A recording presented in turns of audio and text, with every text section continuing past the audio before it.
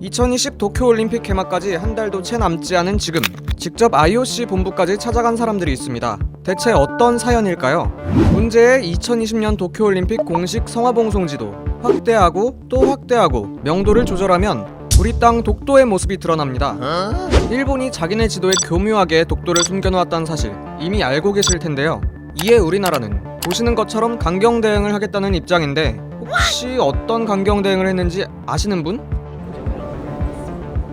이 문제가 처음 드러났을 당시 문화체육관광부와 대한체육회는 일본 올림픽위원회에 지도 수정을 요구하는 편지를 보냈습니다. 하지만 일본 측에서 이를 거부하자 이번에는 IOC에 일본을 규제해줄 것을 요구하는 편지를 보냈습니다. 하지만 IOC로부터 받은 답장은 어처구니가 없습니다.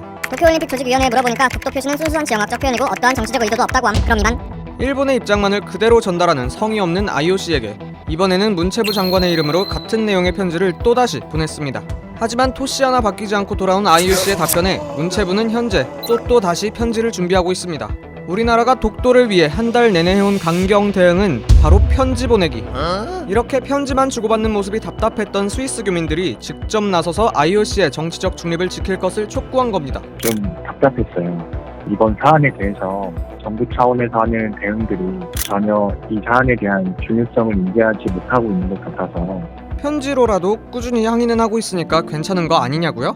사실 일본은 독도의 영유권을 꾸준히 침해해왔기 때문에 이번 지도 논란에 대해서도 일본이 일본했다는 반응이 대다수였습니다.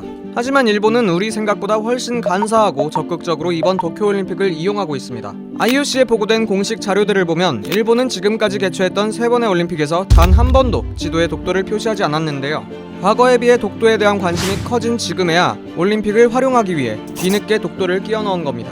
뿐만 아니라 2020년 올림픽 유치를 확정짓고 나서는 이를 기념하기 위한 전시회를 열었는데 이때 전시할 과거의 올림픽 지도를 재구성하는 과정에서 독도를 슬쩍 끼워 넣어 자료를 조작하기까지 합니다.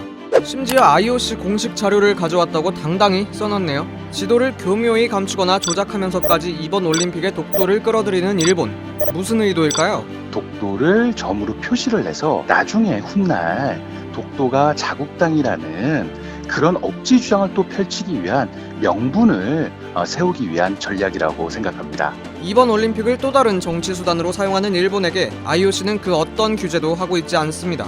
불과 3년 전 평창올림픽에서 한반도기의 독도를 검열했던 것과 비교하면 현재 IOC의 태도는 납득하기 어려울 만큼 편파적입니다. 이에 정치권에서는 문체부와 대한체육회에게 직접 IOC 본부에 방문하여 공식 회담을 가질 것을 제안하고 있습니다. 하지만 회의를 한다 한들 IOC가 일본에게 독도 삭제를 권고할 가능성은 희박하다는 것이 국제관계 전문가의 의견입니다.